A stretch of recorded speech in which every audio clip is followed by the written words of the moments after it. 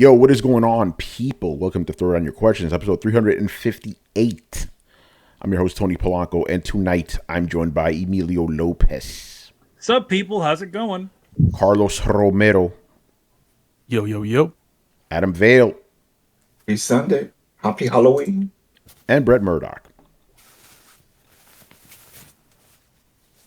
Yeah, my mute's not on. Oh, I don't know. Well, you can say it again. What's up? Hey, there we go. All right, Manny's going to go rob a bank right now, it looks like, because it's Halloween. I'm the repo man now. Oh, you're the repo man? You're going to go, like, take somebody's house and shit.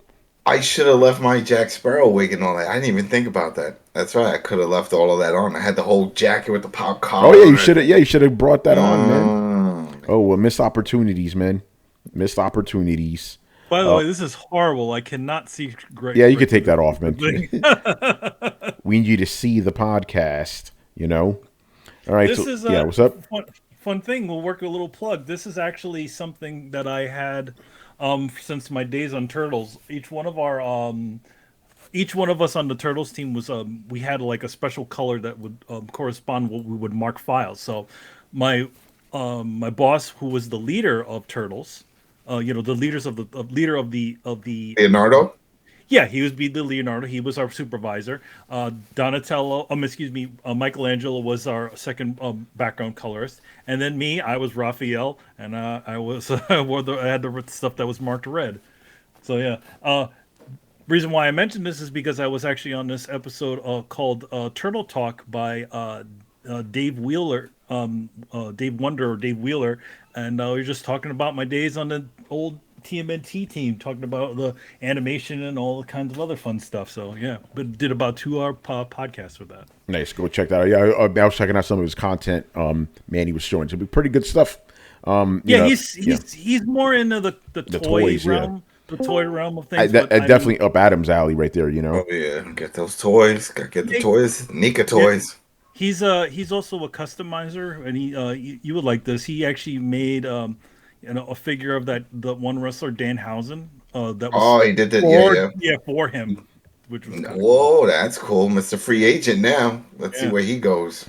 Yeah. By the way, for you guys who are listening, Manny put on a Raphael mask, red Raphael mask. So there you go. Good stuff. Chris just joined us. Hello. What's going on, man? You had blue screen of death, man. Yo, I haven't had one in a while. That shit just crapped out. Shit. That shit happens to me. A little pee comes out. You know, like, oh no.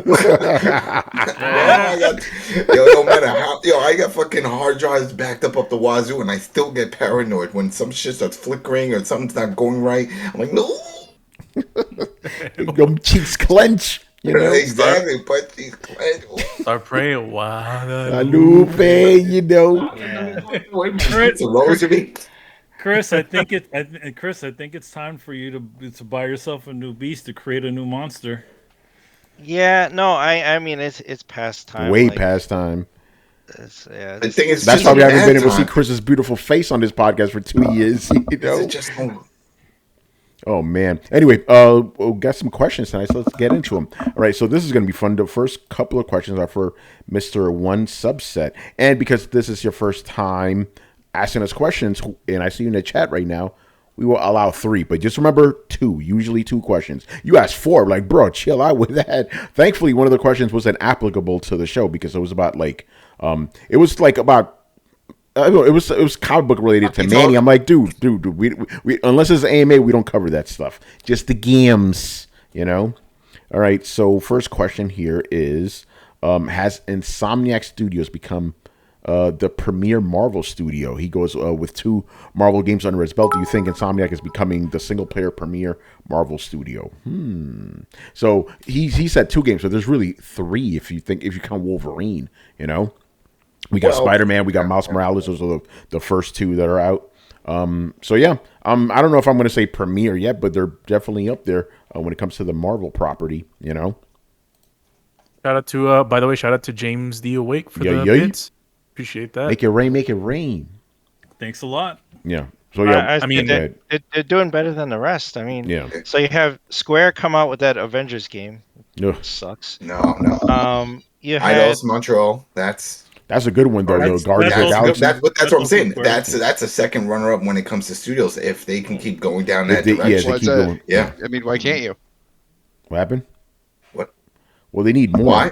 They need more. And not only that, we don't know if they're going to be working any of the other IPs. I mean, I would think the next go around would go back to the team that did Avengers if that's the cycle they're doing. Sort of like the way Call of Duty has 3 groups that cycle every other year, so then that way it keeps it fresh. Well, we don't know if that. That's speculation. We don't know if they're going to do anything. No, that's like what I'm saying. I don't know. But I mean, it'd be kind of crazy if just next year they come out with another one. That studio, I just can't see it. Yeah, no.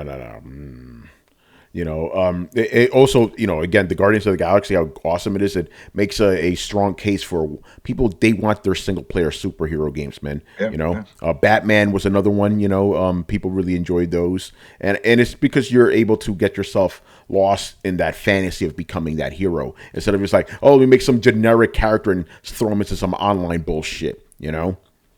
Like that, it misses the point of you being the superhero. So yeah, I'm not gonna say they're the premier studio, but if that Wolverine comes out hot, maybe. Yeah. I need 3 franchises though. At least 3 because we got Spider-Man, we got Wolverine, one more. Then maybe we could say something. I really hope they go deep with the dialogue, like Guardians did with the Wolverine. Yeah. That'd be awesome. Kishak goes, I don't think Eidos is known for their consistency. That's a fact. That's a fact. These are the same guys who made Deus Ex. Deus Ex Human Revolution was dope. I liked the one after Mankind Divided, even though it was not as good. Manny, to answer your question, it's running off that engine, the Deus Ex engine.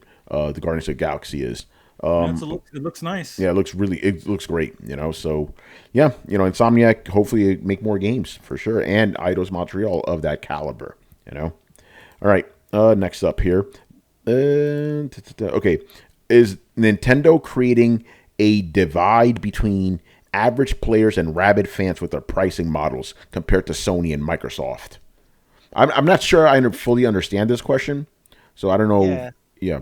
I don't think so because, first of all, even their hardcore fans hate this expansion pack. Yeah. Look at the trailer on YouTube. It's getting ratioed to shit. I think it's 10 downvotes to 1 upvote.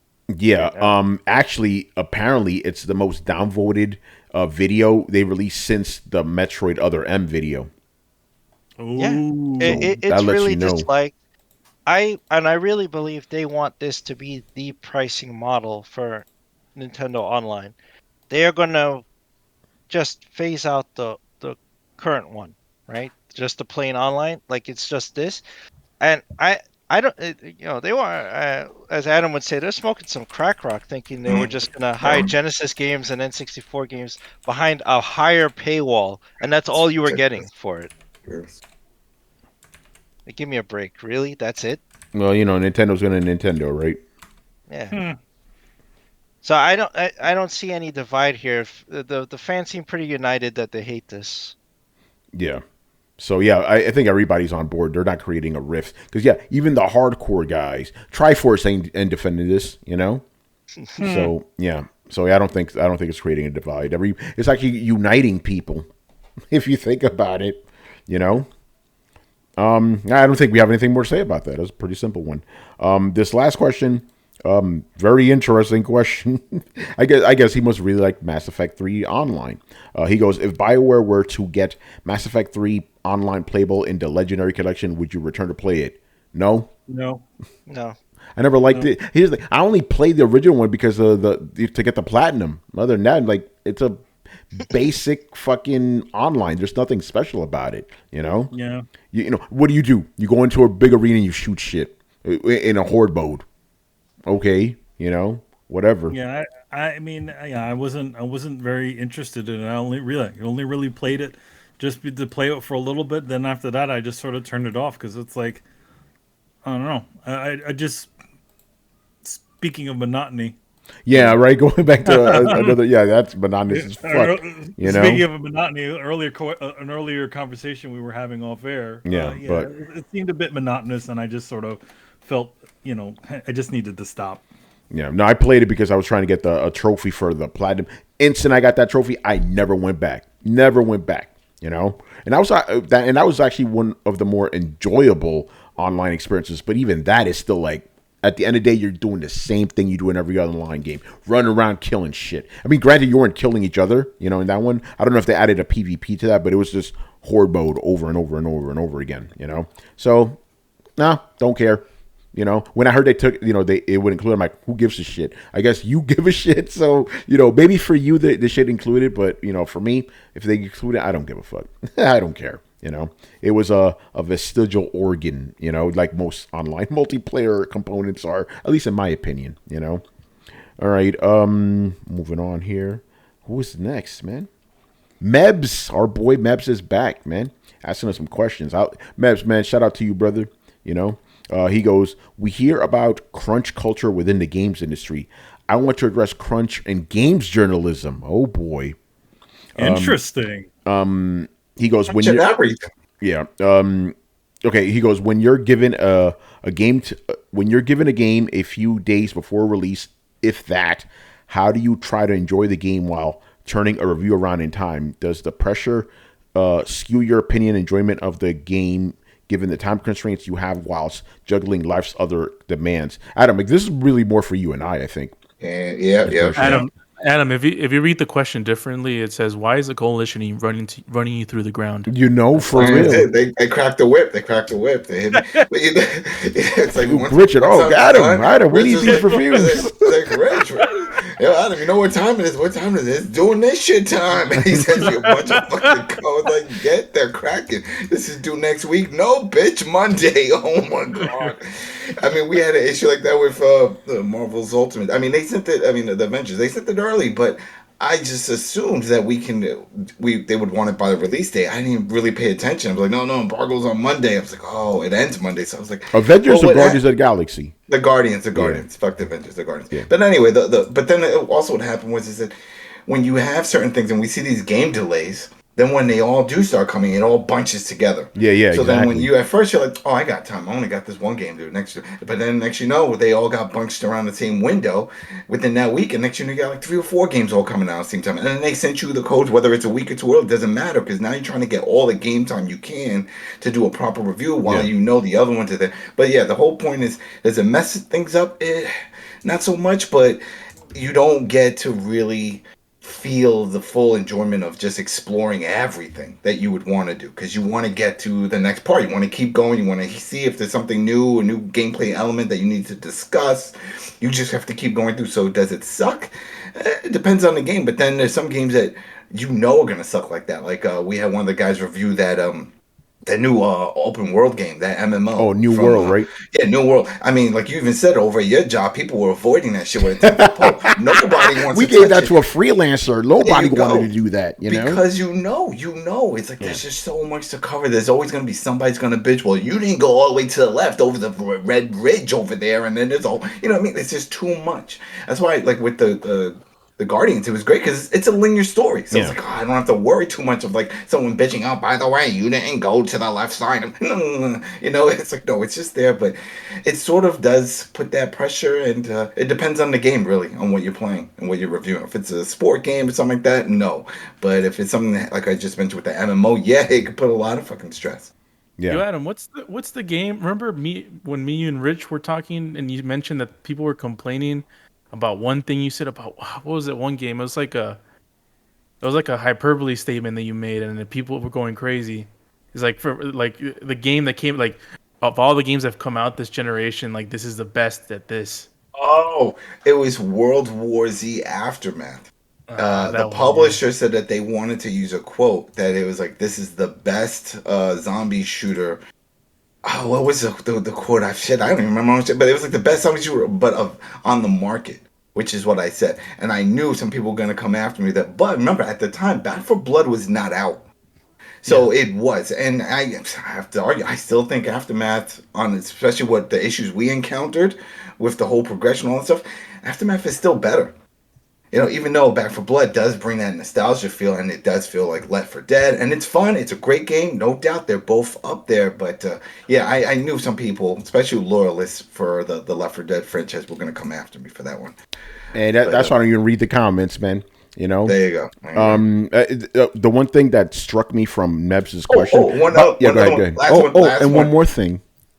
I did it. One more thing, because this goes back. This could be the other one that you were talking about. These motherfuckers came after me on Reddit over this shit.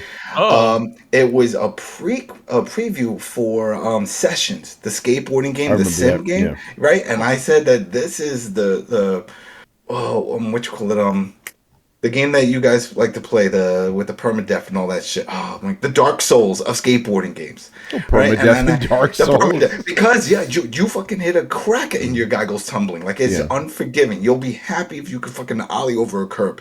It's very unforgiving. So I just go into that. But then, and I even said in the review though, I said, listen, this is for that type of game, but we still have Tony Hawk coming later. You got Skate. Those are more arcadey type. Yeah. Fucking people ripping me in the comments. This motherfucker, he doesn't what about Skate 4, huh? What about Tony Hawk? Talking about that this is the best and that this is great. I'm like, you're just reading the headline. You're not even reading through it. I said, this is a simulation game. This is not an arcadey like Tony Hawk. You're not doing some ridiculous combos. Like I said, you'll be lucky if you can ollie on a curb or jump some steps. It took me like an hour and a half to jump like 10 steps, and I thought I deserved to like get all the trophies in the fucking game, because I was like, yo, I did that shit, But they just came after me.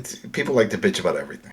So. Yeah, no, that's just how it is, man. But the thing that's and I'm gonna try not to get too in the weeds about this, like too insider baseball shit. But the thing that struck me, well, what he says, like, how do you find time? How do you get enjoyment from a game you review? Enjoying a game is not a prerequisite for reviewing a game. You don't need to. No. Half the games I review, I don't care for. It's just I need to do it. It becomes.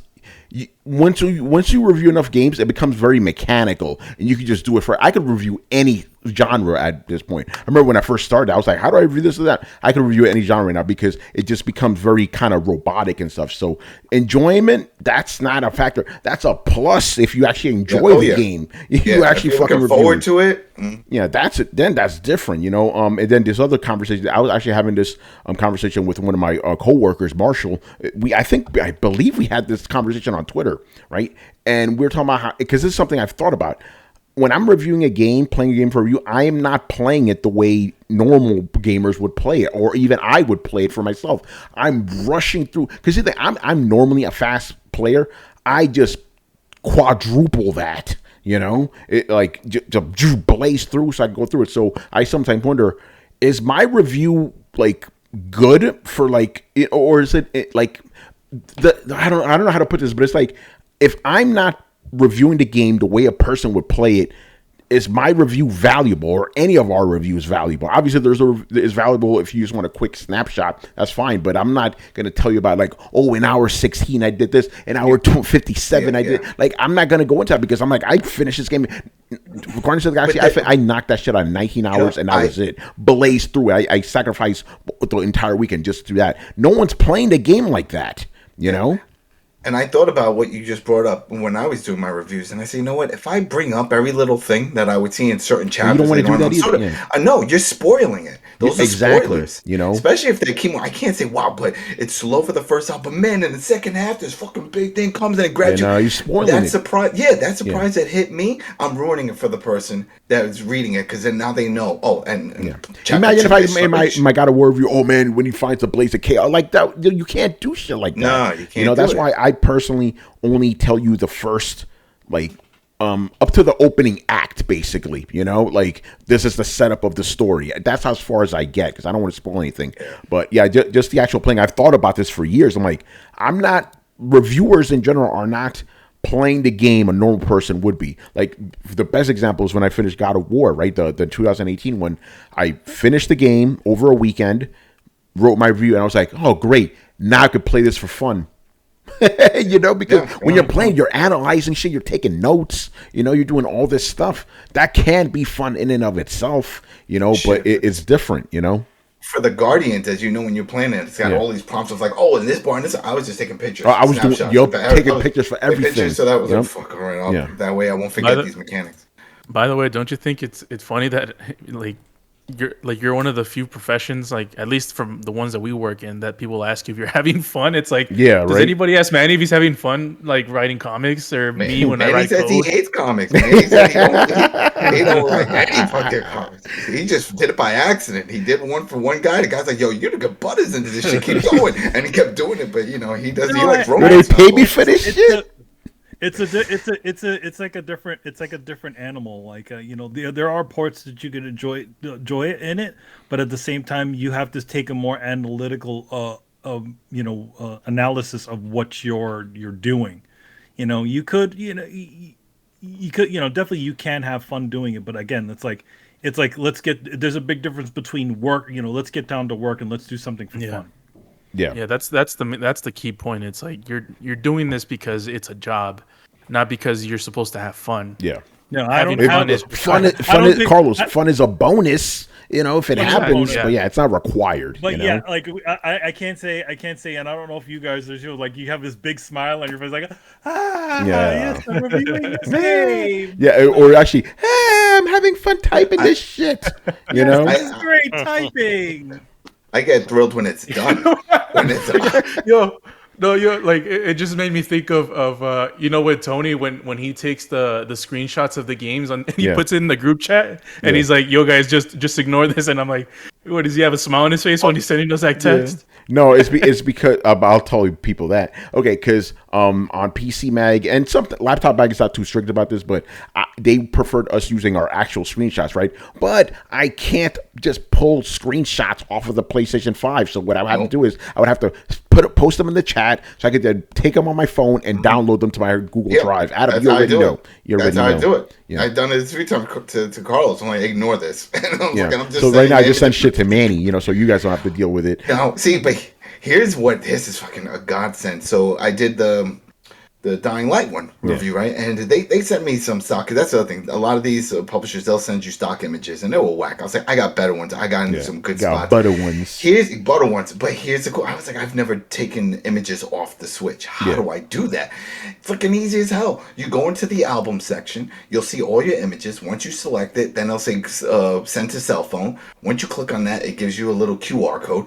You put your phone up, boom, it automatically links, and all the images are there, and you download to your phone. That's nice. And then from there, you can send it to the computer. But I'm like, this is fucking amazing. So I went using like 3 or 4. I went ham. I got like 6 or 7. I was like, this was a good one. I had a close-up shot. I had a good distance. Because really, when I do my reviews, don't want to talk about the story, but I talk about the game mechanics and the performance. And that's what I was talking about, the draw distance, because that's an open world game. How does that fucking look? Or do you just see the fog of war everywhere? And you don't. They did an amazing job. So, but that's a cool thing to do, because on the PS5 you can't do that. Like you said, we got to send a message and then get into ourselves on the phone. Shit. Yeah. You know what's funny? I just thought about this now. Even the way I review games is not the way. It's not what I look for in a game. Like in my review, because I mostly play games personally for story and what's the word we used, Carlos, when we were talking about this topic last week? Immersion, right? That's what I look for. I one paragraph, that's what I do in my review. I mostly focus on the game mechanics and graphics. That's what I focus on in review. Even though I personally do not care too much about those graphics. I obviously care about, but the game mechanics, that's the last thing I give a shit about. But that's the thing I focus on the most in a game review, because I know that's what most people care about. So that's what I focus on. Even though me personally, you could have literally one paragraph of gameplay. That'll be fine for me. But for me, 80% of my review is the actual gameplay, because that's what people care about, So it's a different thing, man. Yo, I remember, this is related, then we'll move on to the next topic. Red Dead Redemption, right? I didn't get a review code for it. So we got the review code. Check this out, Adam. We got the review code for Red Dead Redemption the day before launch, right? No, they sent that shit to my editor. I'm like, okay, I'll buy it myself, right? So I buy the game, the $100 version, because this is Rockstar. I gotta give them money. And the next day, my boy, I'm not gonna say he's one of my boys at Rockstar, hooks me up with the special edition, with the physical one though. I was like, oh shit, I can just play this for fun now. This is fantastic, But I wonder, like, actually, no, fuck that. If I would have gotten that game a day before launch, I'd be like, yo, Rockstar, I love you. You get this review when you get this review. That's when I'm like, fuck that shit. That's when I don't even worry about. I don't even rush through it. Fuck that. Yeah, if they send it that close, then I just can't. Like, It doesn't matter what it is. It's like, got other shit going on. You can't just rush it. If you can't be bothered to send it to me early, then I can't be bothered to get you that review fast. So you're gonna have to wait. That's the way I see it. All right, man. Good topic there. Let's move on here. To the next question. All right, Mebs, another one. Okay, he goes, I know a person who just got a PS5. He's going to play Dad of War as his first ever God of War game. Having heard about this, I immediately told him to go back and play God of War 3, and this got me thinking, when coming into a series for the first time, in what sequence do you guys play the games? Do you play it in the order that the games came out, regardless of an entry in the series that's a prequel, or do you do it in the order of the story sequence or release date, I guess? Typically, what I like to do is I like to play like chronologically as they were released. The reason for that is because I want to see. I don't want to come into like the latest version of the game, even if it's a prequel or whatever, and then go back to the first one. It's like, oh, the mechanics are all fucked up, So I want to see the evolution of the mechanics. By the way, I do this with stories too. Like, for example, like an author starts a story, a specific point in the character's life, and then later on they come out with like a prequel. I won't read that. I want to read it from the first one because I want to see how they progress as a writer. Same even with even I mean TV, you kind of have to start at the first episode, but I just like seeing how the games progress, how the mechanics evolve over time. So if I'm trying to get into a series, I always start with the first game if possible. Sometimes first game ain't available. But yeah, if possible, I try to go with the first one. That's why Riku, he's been hounding me for years. I need to get into the Legend of Heroes games. I'm like, okay, but I need to start with the first one. I can't be jumping into the Cold Steel series. Is the latest one. I'm like, no, I got to go back to the Sky games. Tales in the Sky. Yeah, Tales in the Sky. Yeah. What about you guys? Trails. Yeah, Trails, not Tales. Like Tales is another series. Mass Effect 1, I rage quit that shit, but I finished 2 and 3. I just could not deal with Mass Effect 1 with the elevators and all the other issues. I was like, fuck this game. 2 came out, I was almost going to pass on that. But then I started seeing reviews and other people playing. I was like, no, they fixed it. They fixed that. And then I got hooked. 2 and 3. I never went back to 1. Mass Effect 1, that's the game. That's my shining example of I could forgive shitty mechanics for a great story because that game played like ass. It was terrible, the original one. They fixed it finally, but Adam, I'm with you, man. It was like that was a rough game, but I had never played anything like that. Like just so immersive. I'm like, this is the Star Trek game I always wanted. It just played like shit, By the way, that's another example of like, yeah, that gameplay can affect me too in that way, Anyway, what about the rest of you guys? How do you get into a series? Like, do you start chronologically in game or chronologically in the world? I agree. Okay, yeah, you start with the first one, right? Yeah, I do the same thing for the same reason. Like, man, I can't go backwards in graphics and gameplay. Yeah. Start losing those quality of life things. Every once in a while, you'll get back and you're like, oh man, they should have kept this mechanic, but more often than not, you just end up getting disappointed. So, same way, I'll play them in release order. Yeah. All right. What about the rest of you guys? I mean, usually start with the series, with the first in the series, if I can. I mean, with the exception of Mass Effect 1, because we didn't have that for PlayStation 3 at the time. So yeah, we just play Mass Effect 2 and do the stupid, preemptive story bullshit thing that they put in there. The motion comic. Yeah, the motion comic. They're still in the new ones, by the way. If you choose to go that way. All right. What about Chris? What about you? How do you do it? Game chronology. I try to start from the first in the series. I mean, with few exceptions. There are times when I wasn't able to do it because maybe I wasn't able to get like the original game, like Phantasy Star. Yeah. I mean, I think I played the third one first, right? I didn't play the first two. I still haven't to this day. When I started playing Castlevania, I actually started with Simon's Quest because I bought that game, and then I rented the first game. So it went backwards, right? And it was weird because like the second game added all this stuff, like you had a menu and you had items, and the first game that went back to basics, right? You didn't have any of that. And there's in between is some stuff, but like I played the original Legend of Zelda first, and I played Zelda 2, and then later I played Link to the Past and all that. So I try to play the games in order. after they come out. Yeah. All right, Adam. What about you? Well, that was with the Mass Effect. Yeah, I mean, like, you try to play games in order, right? Like, how you do it? I don't know. It depends on how far back. That's the thing. Let's say if a game comes out and it's in current gen or at least from 4, and it was like, oh yeah, but this was on PS1, and maybe I'll do an emulator for it or something. But if it's really not needed, like for example, Grand Theft Auto, best example, in fact, right? Because 1 and 2, top down, running around, picking up phone calls, farting everywhere. Do you really need to play that in order to play the new one? You don't.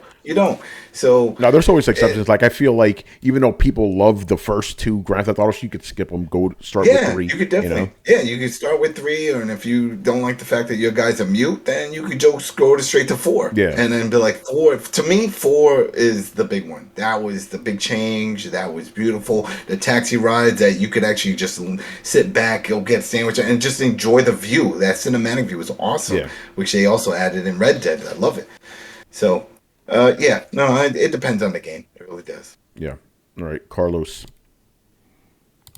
Yeah, I think I'm the same way as you guys, or as most of the people here. It's like I just go chronological, and it depends on whether the game is available or the game is playable. Like one of the first ones, or it's necessary. Sometimes people are like, "Yeah, you don't need to play the first one, really." Like The Witcher. Yeah, like The Witcher, like 1 and 2, or but it's like. For the most part, if it's a franchise that's like you have to play, and it's like the first one is legendary, the second one is great, I'll just start with the first one. But yeah, kind of similar to what a lot of people here have been saying. I think we're actually all in agreement. That's a Throwdown rarity right there, man. The rare down. Rare down. Usually we fighting. By the way, people are still talking because I still think I should play The Witcher starting with the first one just to see how much better they've gotten. Because I hear that even the third game has bad combat. So I'm like, if I play the shittiest one, it'll get better by the time I get to 3. That's not a short game. That's a lot of time. Well, the first one. By the way, Adam, so I'm still setting things up. The difference between game journalists and like a regular gamer. I was hanging out with Danny Pena, Ryan Meisler, and George Jimenez, right? A couple years ago. Actually, it was the Comic-Con before everything got shut down, right? So we were at a bar chilling, and Witcher 3 came up in the conversation, right? And I was like, I've never played The Witcher, right? And Danny's like, yo, you got to play. The game's amazing. You got to play. My the friends who are journalists are like, Tony, like, no, you don't got time for that, bro. You don't got time to that shit. Like, no, don't even bother, bro. Time sinks, man. Yeah, I do that too. Like, listen, dude, don't do it too much. No, too much. All right. To make it. Well, by the way, Bliss is here, man. Shout out to you, brother. All right. Next up, we got Monkey Man 652. I don't know if that's a new name or not, but shout out to you anyway. Where's O'Brien? Well, where's O'Brien? Let's go, Manny. I think because. Last time this guy asked the question, we had a whole conversation about Monkey Man and O'Brien. So we've answered his question before. He goes, since we are almost in November, actually, in about 38 minutes, it will be, for us. Since we're almost in November, what are your contenders for Game of the Year so far? So right now, I'm keeping it real.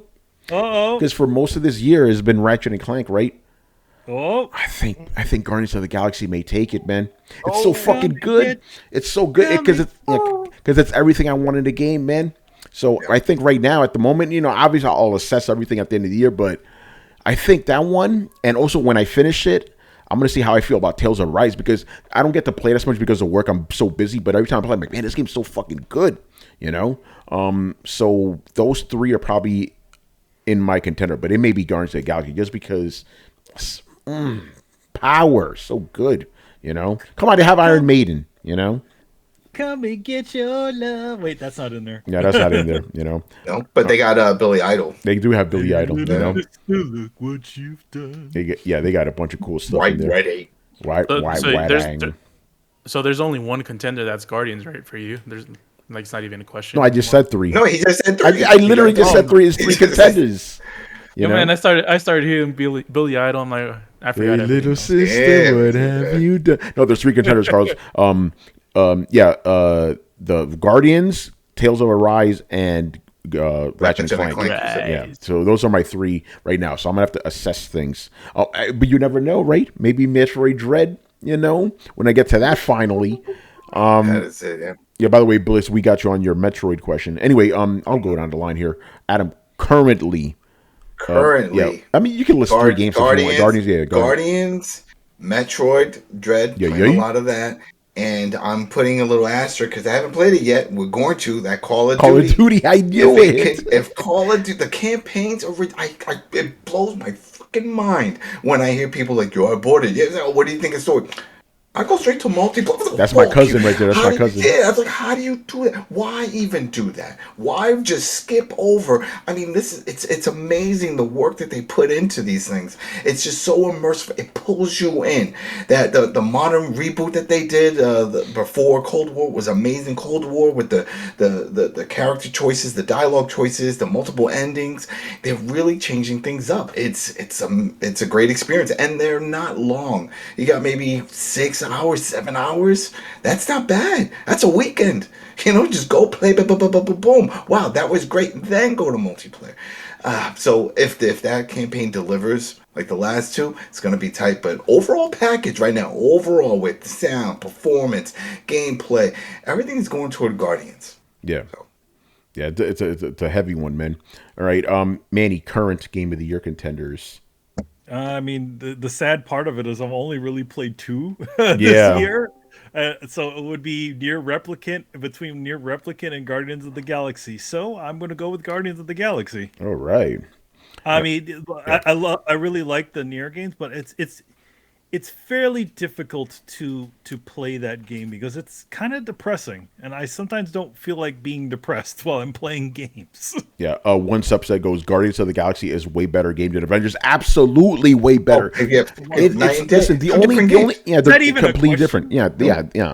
Here's the thing: a lot of people still think that Guardians is like Avengers. Isn't enough. The only thing it has in common with Avengers is it's a Marvel property. That is it. It is completely different. It's good. It's fantastic. I mean, other than it being like the almost close to movie Guardians of the Galaxy, I feel like it's so far away from that Avengers game. It's not even funny. Yeah, no. Yeah, don't even think about that one. Yeah. Don't even. Yeah, like that Avengers game wishes it was the Guardians of the Galaxy game. Let's put it that way. Yeah, right. Yeah, this is the game people wanted Avengers to be. Let's just be real here. Mm-hmm. All right. Here's the big thing about if you're thinking about comic properties, what is the biggest part of a comic property? The biggest part of a comic property is the stories of these characters, the characters' interactions. That is why you bring over a comic property into a video game, not to just throw all your favorite characters into an arena so they can blow the shit out of each other, or this lousy, this really badly implemented in multiplayer where they could have done a better job with that. I understand the idea of like, hey, okay, all the other Avengers, that you're not playing, they could be all played by, people online. That's cool. That's like Gears of War, playing Dom. But why does it need to be this grind of, I need to find these items. What is I need to find this powerful grade loot. Yeah, like, who cares? Yeah, man, wasted potential. Oh, by the way, real quick, what happened? Rare loot. I was just gonna say that was my issue with playing AC Valhalla. It's like, here it is, I'm trying to go through everything. And it's like, you got to go raid to these monasteries for like an hour or so to keep getting loot and leveling. I was like, I just want to run through the story. Just let me do this. Yeah. By the way, Brian, what's up, man? Nothing much. What's up with you guys? Daylight savings times got you, didn't it? Those damn farmers, man. Every year. When is it? Is that now? Did that happen? Yeah, it happened in England. Happened in England. Oh, in England, they do that? Mm-hmm, yeah. Mm-hmm. Yeah, they do it a week before we do. So ours is next week. But anyway, Brian, since you're here, do you have any contenders for Game of the Year so far? Ask me in like a month's time. All right, fair enough. You know me, I don't play anything that comes out this year. Yeah. All right, Carlos. Ratchet and Clank. Kena Bridge of Spirits is number 2. Excuse me? And Metroid Dread. Yeah, man, they're all solid games. Very cool. Ratchet is probably ahead right now. Metroid is not too far behind. It's a great series. It's very serious. And Kina's a solid game. I was struggling between that and Back for Blood, but I think I'll just give it to Kina. Yeah, I mean, I think that some of the heavy hitters are still yet to come. Starting next week with Call of Duty, so we'll see how the list goes after that. But yeah, so far so good. Good stuff. All right, Brett, game of the year so far for you, or games of the year so far for you? I think I'm gonna go with Deathloop. It was something a little bit different. It was a fun game, good story, good voice acting, good music, good art direction. It kind of hit a bunch of high notes for me. But yeah, it just kind of felt like a different type of game than I've been playing lately. So I'm gonna go with that. All right, thank you for reminding me. I need to throw that into my contender slot as well. The game is good, man. It's fun. Did you notice this one game that we played a lot that we didn't even bring up? What, Back for Blood? Yeah, no one even brought it up. I didn't even think about it. Carlos brought it up. Did you? Yeah, he considered it. I mean, we didn't even finish it though. No. Because when we saw the progression thing, we kind of just like lost it. We're like, fucks the point. And Chris. Okay, right now, and I might change my answer. Yeah, so far. So far, it's Resident Evil Village and Ratchet and Clank. Yeah. I got to throw Resident Evil in there now. So I got 5 contenders. Who will win? Dun, dun, dun. All right, good stuff, man. All right, do I have the next? Yes, I do have the next question ready. All right, Tumeke, what's going on, brother? So he goes after... Oh, hold on real quick. Monkey Man, he had a little comment for us. He goes, I really enjoyed listening to you guys on my way to work. Keep up the good work. Thank you, sir. That's what we're here for, man. Excellent, man. That's what's going on. All right. So to make his question is, after playing, finishing, and absolutely loving Metroid Dread, it got me thinking, who is the greatest video game space marine / bounty hunter / super soldier? He goes, after Dread, I feel Samus has a strong case. Samus has always been fucking badass, Yeah. Like she's been up there, So yeah, who do we got contenders? We got Samus, we got Master Chief, I mean, you got the Doom Marine. Yeah, we got the Doom, Doom Marine. Marcus Phoenix, we could throw Marcus Phoenix up there. He's on another. He's not on Earth. They're on another planet. Yeah, that's true. I Well, so don't know many other bounty hunters. Yeah. Not I mean, like, unless you dip into, are we allowed to dip into Star Wars? Is that because let's not allow really, it because it's movies. Yeah, okay. Forget. He hasn't had a video game yet. So he hasn't. Yeah, Boba Fett hasn't had a video game. Jango Fett did. If Jango Fett had a video game? It was called Star Wars Bounty Hunter. Yeah, it was on GameCube. Oh shit! I had was no it any idea. good? It was okay. It wasn't great. It was no Republic Commando. For me, I'm gonna go with Samus just because she's the old school. I still remember playing Metroid and Super Metroid. My first, speaking about game, because when you were a kid, you kind of just play games out of order because you play whatever's available to you. Yeah, the first Metroid game I played was actually The Return of Samus. Which got remade to Samus Returns, played on Game Boy, but then after that I played Metroid on NES, but when I played Super Metroid, that was a whole game changer. I was like, what the fuck is this shit, just because of the music. I've never heard game music like that before, It was great. So yeah, my choice is Samus for sure, just because of the old schoolness, There's more. Yeah, there's probably more. Right, Master Chief. Who's gonna go for Master Chief? I'm gonna say Samus. Yeah, Samus wins. Samus wins. Yeah, I've always been Team Samus. I'm gonna remain so. There you go. Adam, you said Marcus Phoenix for you? Yeah, I go with Marcus Phoenix. Badass chainsaw gun going out there, traveling around, just killing monsters. Does John Marston count that there's UFOs in Red Dead? I don't think so. That's stretching it a little bit, Yo soy John Marston! Yeah. I saw UFOs in there. That's like, yeah, right. And in GTA. Yeah, that's true. Oh, your boy from Mass Effect, Shepard. Yeah, he is a space marine, isn't he? Yeah. I would pick him, but again, I got to go with the old school, But yeah, that's a good one. That's a good pick. Yeah, there are bounty hunters on the team though. Yeah, there are also bounty hunters on the team. You know. Yeah, so Mass Effect is Yeah, Mass Effect has a bunch of them. If you think about it, Rex, Garrus. You know. Yeah. All right. Any other characters that we may have missed? I don't think so. Yeah. But You can Marvel throw your is the Star team guy. Lord. You can throw Star Lord. No, in we're not there throwing now. no Star Wars in there. You don't want to? Not Star Wars. That's Marvel. Star Lord. Oh, Well, Star that's Lord. also No, Marvel. we're not. No Marvel. No Yeah, Marvel. Yeah. Yeah, No Marvel, no Star Wars. Yeah. No Disney. You know. Well, Mario then. Mario. Mario's a space marine. He goes out there. He fights monsters. He travels over. You played the Odyssey. Come on now. Mario Galaxy. Yeah, he is. I'm all a space over. marine. I'm a space marine. I think I got that outfit. There was Pasta a bunch of Fazool. outfits you can get, and you put them in like a space suit. So. Oh man. All right, we'll move on. Next up here. Okay, is there a game that you return to over one of the holiday periods? Halloween, Christmas, Easter. What is it and why? Not a holiday, but on my birthday, I usually make time to sit and play games from my younger years, such as Sonic 2. Interesting. No, I don't really revisit games like that. It's just if I have a random whim, I'll do it. But like a scheduled, I'm going back to play this game on this specific time. No, I don't do that shit. You know, I don't do that. What about the rest of you guys? No, I don't go too back to. I'm more like that, more random. About going back to things like, in other words, just because it's like the Halloween occasion or Christmas or something like that, that doesn't mean I would get the urge to play a specific game. Yeah. Yeah. Same here.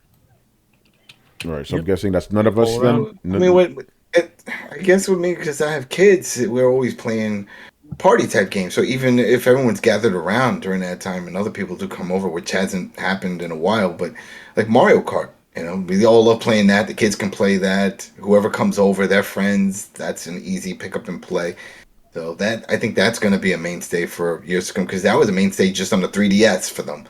And then now that we have the Switch in the living room and they're playing that, and it's just like, oh, what are we going to do? It's turned in one of those things. Oh, I don't want to watch a movie. I don't really want to play Mario Kart. Okay, let's do that. So I could see that for the holidays carrying over to keep everybody occupied. Yeah. All right. So I guess not a lot of ritualized gaming here, No. All right. We'll move on. All right. Chakzilla.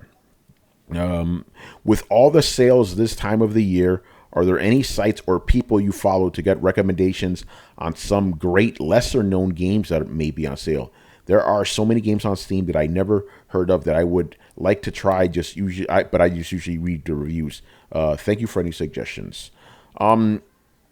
I don't apply to this really. I don't really like, what games are available right now,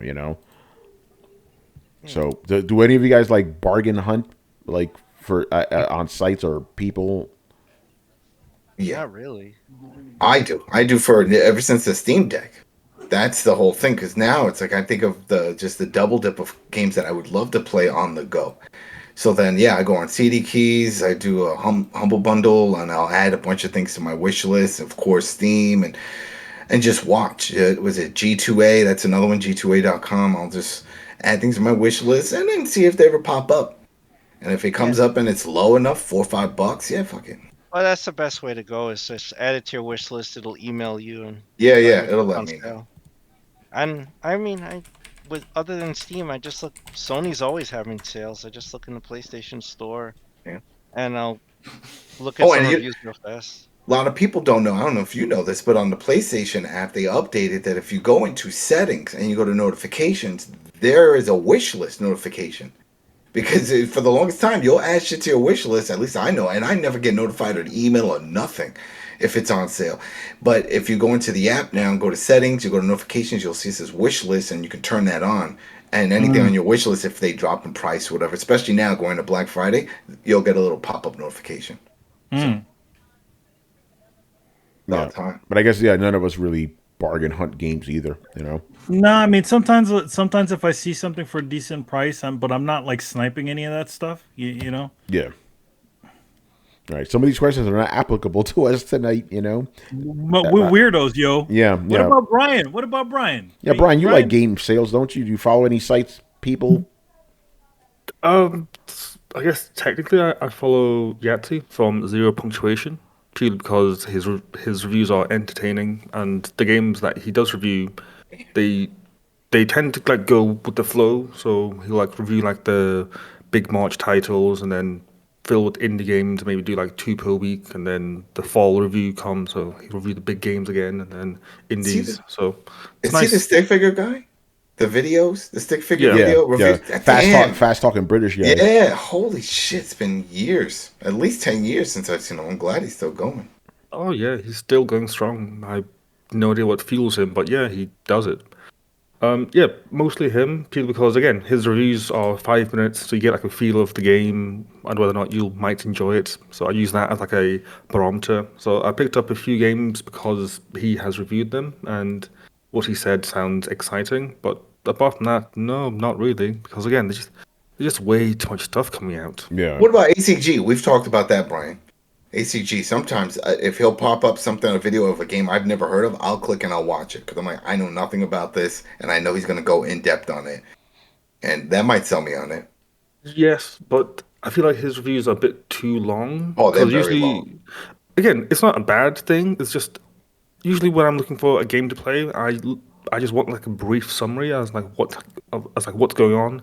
And his ones are kind of like, okay, let's analyze the whole game and have a look at it, which is fine if you just want to hear his opinion on that game. But if you just want to be told like, okay, there's X game does this, next game, it's not a review that I would use to judge if I want to play the game based on the time frame. Because usually it's like, okay, like catch me in like 5 seconds. If not, then I'm on like the next thing. Yeah, I don't understand some of these reviews. I'd review like, okay, here's a 30-minute review of a game. I'm like, why?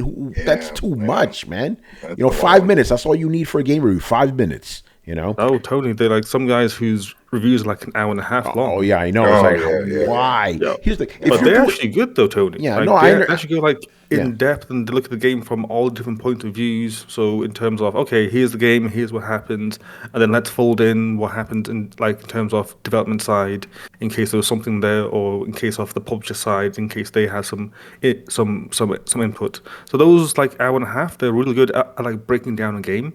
So I tend to use them after I play the game, and I just want to see okay, tell me what went into this game, and I want to see everything. So usually for games that I like, then I'll look at that. Yeah, that makes sense. That like really cool. I can understand that. I'm talking for myself right now. Like a retrospective. Like if someone's going to talk to me about like 90 minutes of like the Dragon Quest series, let's go. But like a game that just came out or something, it's like here's an hour and a half review. I'm like, oh, you better chill with that, bro. That's too much. But to each their own. I personally don't. I don't see the value in that unless it's an old game that we're doing a retrospective on. Even though if you think about it, these games will be old games in the future. But the thing is, like you want that like that distance of time to give you the perspective instead of like here it is now. This is what I think right now, and I'm going to talk about it for an hour and a half. So it's a different thing. There's another one that's on YouTube. It's a Switch Planet. And he'll post a video. He doesn't talk or anything. He'll post a video, and it's like 20 seconds, just like a countdown clock of all the games on Switch that are coming out that week. It's just like real flat, boom, boom, boom, boom, little trailer, whole thing, then next. So then at least that way you know what's coming out this week. So shit, is there anything I need to know about? And then do the research from there, because I've seen a lot of weird shit, and I'm like, what the hell is that? And I was like, all right, let me do some research and look this up. There's some good ones. There's useful ones. Yeah. All right. Moving on here. This one's fun. Okay, first, this a multi-part question here. Tony, are you reviewing Forza Horizon 5? No, I'm not. On purpose. I had the chance to, but I'm like, Tony, because one of the things, I'm just being honest right now, one of the things I didn't like doing was reviewing car racing games. Most of them are boring, but somebody has to review them, so I'm like, why subject myself to that? No. I'll play the game for free on my own, probably play an hour or two and be done with it, just like every other Forza Horizon game. They're good, but it's just like they're not burnouts. So, yes, that is still my stigma. They're not racing games aren't burnout, so whatever. Anyway, the other part of the question is, has anybody picked up or tried Riders Republic. I'll finish this. That's it. All right, Adam, you get to come in after this. He goes, I played the trial. It was pretty fun for an hour. I was just wondering if there's any value as a single-player game, length of the campaign, or is it strictly multiplayer based? As always, thanks again. Happy Halloween. Happy Halloween to you too. All right, Adam, Riders Republic, man. Tell us about it. I'm playing it now, doing a review on that. It's a throwback. The game should have come out in the early 2000s. Everything screams early 2000s. Wow. The music, the character interaction, the dialogue choices, the wording. It's like, yeah, a lot of it. You can play it all offline. You don't need to be online. In fact, every race it tells you, it's like either solo or do you want to play with your buddies and stuff. So, and you unlock different, let's say, bikes and boards and other items, all real brands. If you're into that, yeah, it's there for you. It all depends if those are the type of activities you want to do. And if there's some of it that still pisses me off, and that's what I'm going to discuss in the review. But right off the bat, I don't like the fact that they make it look like it's an open world when it's really not. If I'm doing a downhill race and they make it seem like get down there as fast as you can, do it as okay, well, I can veer off to the left. I got this good bike with good shocks, and I can jump down this gap. As soon as I do that, it's like, oh, you missed the gate. You have to go back now. I'm like, what's the point? If I have to stay on the path, then this isn't fun. And that's the way it is. And I put in a few hours. I still want to get a little further to see if anything else unlocks. But out of all of it, all the races are like that. The snowboarding's like that. The flight game aspect of it is like that. The motorcycle, the bike BMX part. And that's really pissing me off because why? Then just put barriers along the tracks then. If I can't veer off to the left and I see that, oh wow, we're in a hill, let's say, and it zigzags, and I know I have a good bike that I can make that jump and go down, don't penalize me and then tell me that I have to go back. Yeah, it's that type of shit. But if you're into that, like I said, it feels like those old school games. If you're interested, then go for it. But honestly, I would say wait for a sale. Wait for a sale. It's fun and all, and the multiplayer is crazy. Playing with 64 other people, but that's only on next gen. If you're on the PS4 and Xbox One, it's 32, but still, that's a lot of heads. It's chaotic. Because you got all these heads and you're like, oh, this is awesome. But until you realize that the ramp that you're going down is still the same size. It's not a wider ramp. So then you got everyone bumping into each other and falling off. And they have one of those quick rewinds that you would see on Forza and stuff. Yeah. But the downfall of that is that when you do that, you're only rewinding yourself, obviously. You're not rewinding anybody else. So it's either that or button mash O just to get on your bike or your board and just keep going. So you're better off doing that than rewinding, because rewinding is for what? So you can try to hit the ramp and get more points. Doesn't matter because now you're pushing yourself further back on the list. So wait for a sale. That's my honest opinion right now. Just wait for a sale. Yeah, I have absolutely no interest in this game, so I have nothing to say. What about the rest of you guys? Any interest in this? No, I watched the stream of it. And I was like, I don't care. I agree with Adam, though. I was thinking of SSX or something. I'm like, this is way too late for this type of game. Yeah. And the controls aren't on par with SSX. It looks the part, but the controls aren't there.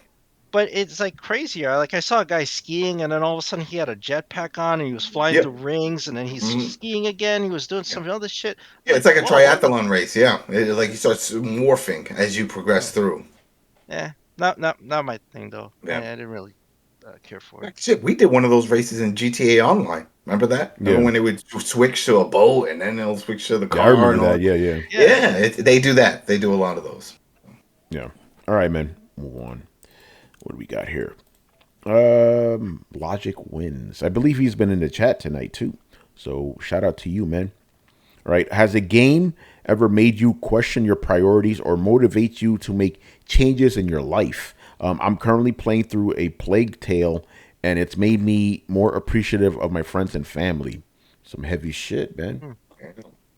The closest I had was like when I got. It's so funny how it happened. Like I got Grand Theft Auto 4, right? And everybody, the day I got it seemed like everybody, even people out the woodwork, were hitting me up, trying to get, my attention. I'm thinking like, I just want to play my fucking game, man. Leave me alone. And then, I'm playing the game and I'm hanging out with all my friends in the game. I'm like, Tony, really? You're getting mad at your real friends hitting you up while you're hanging out with these digital motherfuckers? And I maybe go, all right, bro, that, you know, family, friends, that shit's way more important than some fucking video game. You know? I thought you were gonna say that the game triggered when Jacob and them were and Patrick were calling you, and you're like, wow, he's got his boys calling him, and you're supposed to pick up if you want to keep that friendship. Maybe that'll trigger you in real life to pick up when your boys. No, I was picking up and everything, and I was still giving everybody their attention. But it's like, I want to play my game, and then it's like, yo, Tony, man, that shit is not important. A fucking video game is not important compared to your friends, man. You know.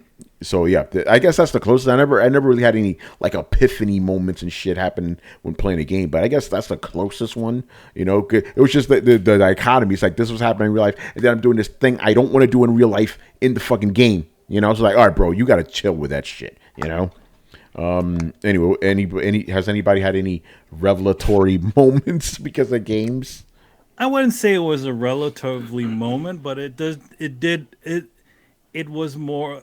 For me, it was more just thinking about the future and a lot of other funky things. At least with the time that I was playing sort of Death Stranding, and the idea of that people, you know, when they die in their world, end up stranded on a beach all alone. Yeah. And, you know, at least, you know, I mean, obviously at the time when my mom, if you know, she had all kinds of, you know, health issues and stuff like that. And it's sort of thinking about all of that, you know, because a lot of that is in my mind at the time, you know, just thinking about what would happen and all that other stuff. So it was sort of weird sort of playing that stuff, but also still having all of that stuff in my head at the same time. So, yeah. Yeah, for sure. We could imagine. It was just the sort of like, and then that portion of essentially just having that lonely road of walking, you know, because I've obviously I don't have a car over here, and you know I did tend to do a lot of walking to locations, and you end up doing a lot of thinking, and I also sort of related to that and Death Stranding too, where you're sort of just walking on this long road to just get the thing that you need to get done. It's going to take a while, but you're going to get there, and then eventually do what you need to do. So yeah, it was sort of that relation a bit. Yeah. Adam, any moments like that? The Last of Us, the first one, like as a parent myself, and then that whole opening sequence and with the daughter, and then even later on with Ellie and all that, really hit me close to home with just appreciating what I have. Because even though, the zombie outbreak stuff, it's still anything could always happen. And that was the main story there, was that when he was running with her and then someone shot. And that really hit me. That really hit me. And it just, more appreciation. That's pretty much it. Just so as I'm playing and a lot of the decisions and things that he made in that, I was like, I would have done the same. All right, Carlos. First off, I wanted to say how disappointed I am at Adam, because I thought he was gonna say the roadie run. The roadie run. The only other thing to link that, not the roadie run, but the Division got me on my treadmill more, because you spent so much fucking time running, and I'm like, shit, I should be running more. And then that was it. And so every once in a while, I would go on the red treadmill, and I even put on the Division soundtrack on Spotify. Like, make believe I'm my character running through the streets. Yeah, I don't think. I mean, sometimes I play games. Like, I'll do a recent one, and it's not really super like altering or anything. It's not as deep as Manny and Adams, but it's just, you know, I was playing Ghost of Tsushima, the director's edition or director's cut, and then I'm like, let me go for the platinum, and then and I got the platinum, by the way. My man. But you know, after hour 25, I'm like, man, this is fucking bullshit. Like, I just didn't like. It made me kind of not love the game as much as I did when I was actually beating it. So I just, you know, it just made me feel like you were wasting your time. I did feel like I was wasting. And this is time. after you got the platinum, right? No, this was like a little more than halfway through the platinum. Oh, okay, gotcha. So this is after beating the game, and I'm just, you know, running places, following stupid ass fucking foxes. Like, is there a million of them? And I'm like, all right, man, this is like I'm gonna get the platinum just because I said that I was gonna get it, and might as well. But I'm not gonna go for platinums anymore, because this is just a waste of fucking time.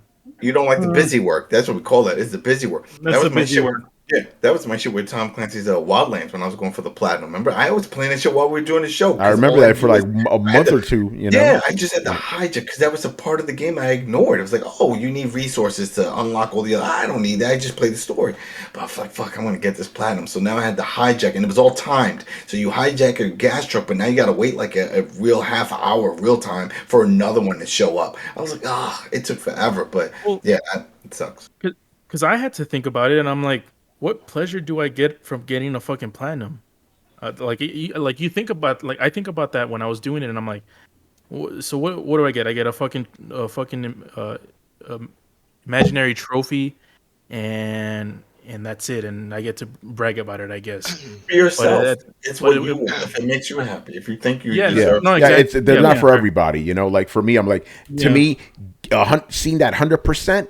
That's the satisfaction, because seeing that 98% is way more aggravating, you know, than anything, you know.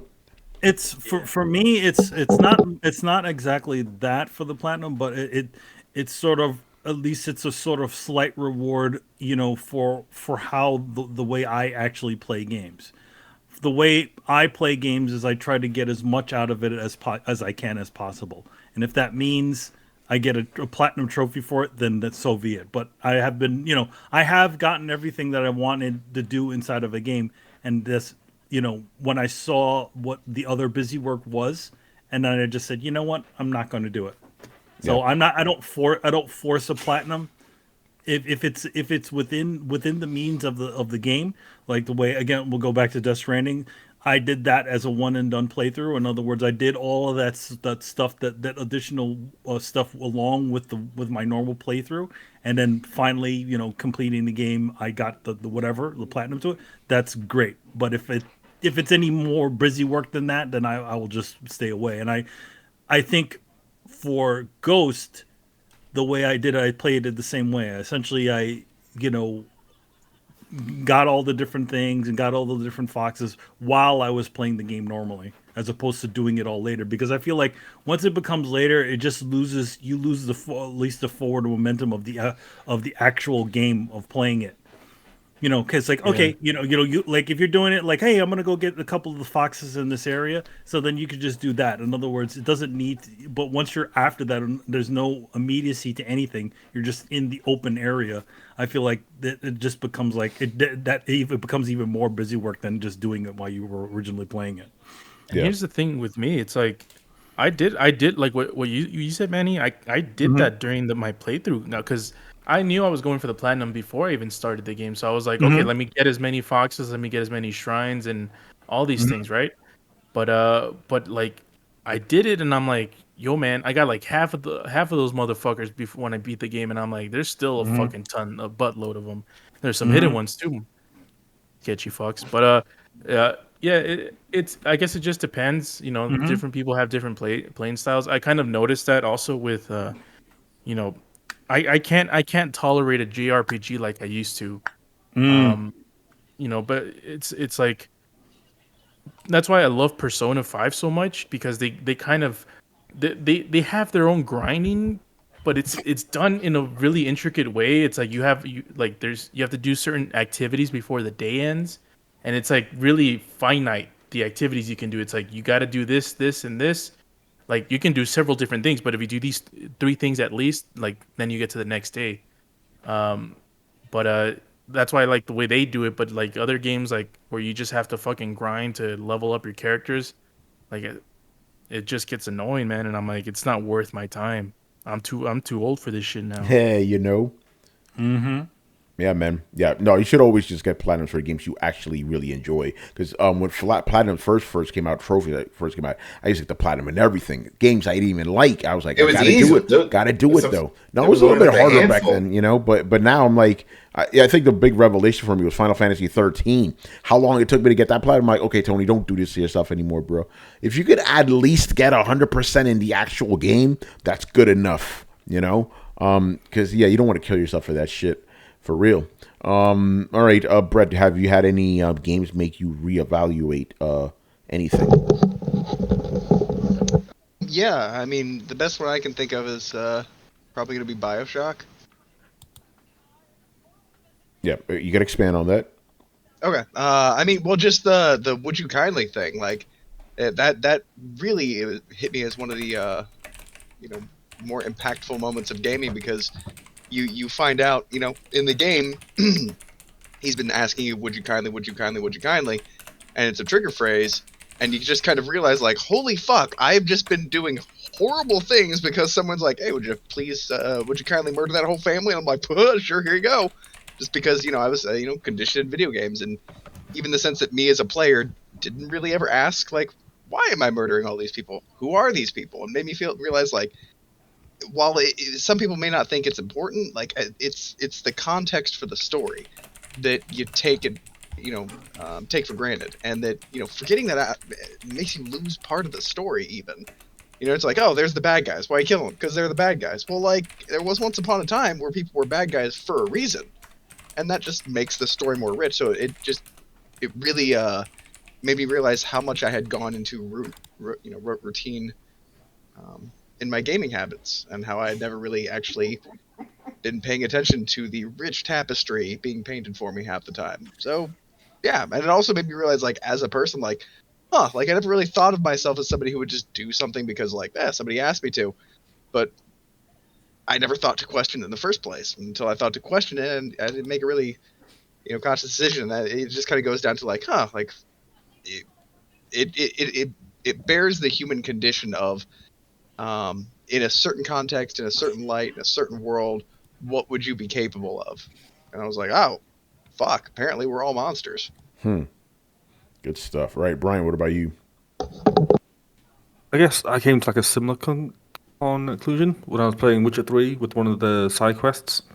It's the woman that goes missing in the woods, and I don't know, it just showed me the idea that people are just really complicated and nothing is ever the way it seems. And it's always nice just to really get to the root of things rather than just dismiss people. So, yeah. Thank you for that, Witcher 3. Yeah. All right, Chris. Go ahead, Brian.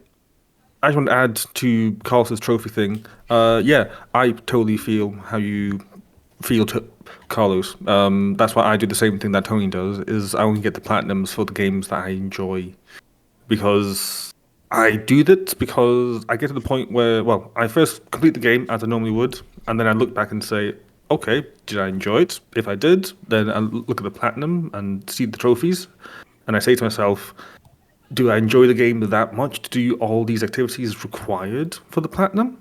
And if so, then I'll go and do it. If not, then fuck it. That's it, bro. All right, Chris. I mean, besides what Carlos said, and I haven't really thought about it, that a video game ever made me change anything, like life priorities or way I think about things. So, can't really say that. Yeah. I have this other one. But it's not a real evaluation, so I don't know if it counts. But in like Red Dead 2, right? There was this moment where I kind of really like resonated with Arthur, right? Because it's like, because I feel this way a lot. I think a lot of the older guys on here feel this too. It's like you feel that the world you knew is over. It's never coming back. No matter how much you wanted to come back, this shit is done. There's this new world that's just gonna keep moving on along without you, no matter how much you cling to the past. So I see authors like that in the game. He's the old school old Wild West, right? Same thing with what's his face, Billy, right? The main dude, the leader of the gang. These guys are trying to hold on to an old way of life that no longer is functional, right? So I'm like, oh yeah, that's kind of me and some people I know, or so it's not so much of like you embrace the new stuff. You don't need to. It's just accept that the world you knew is over. So again, that's not really reevaluation, but it made me go, oh yeah, Arthur Morgan's kind of like me, isn't he? Minus the crime. I don't do any of that shit, obviously. But it go, yeah, I understand that. It's a level you could never really go back to the simpler, a lot of the simpler way things that were. Everything is a lot more complicated and around now. As much as people like to say things are easier. Yeah. That's the thing. It's just like we hear it with the old guys when they're like, "Oh, in my day, in my time." Well, then it's our turn. Well, in my time, we're those guys. Exactly. Yeah, we Yeah, had all these. I think that's the big revelation that a lot of people need to have with a lot of popular culture. Popular culture for the most part, as much as people would like to believe that it's for them, it's really not. It's for the younger audiences, and it's for younger sensibilities and so that stuff.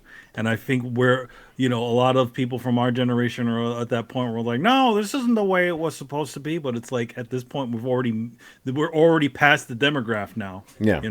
And that also makes things, for lack of a better term, easier to swallow. Like, for example, I look at this new He-Man show, right? And my instinct is like, this is fucking absolutely trash. It's horrible. But then it's like, I go, Tony, it's not for you, man. It's okay. Let it go. It's not for you. And that makes it easier. When I realize that most pop culture is not for me, that's fine. I can let it go. You know what I'm saying? Who the fuck is it for then? It's for the new people, So the thing that rides on the back of the show that's been around since we were kids is for new people. That's it. It's just like the new Ghostbusters movie. Yeah, that's not for us. Yeah, it's not for us. If they want to make it for us, then they have to put a rated R. They got to get some raunchy comedians to come out there smoking cigarettes, talking because you got to age with your audience, right? Yeah. Exactly. Yeah, so I think go ahead, Brett, because Brett has some umbrage to bring up here. Go ahead. Well, look, I'm just saying, like when you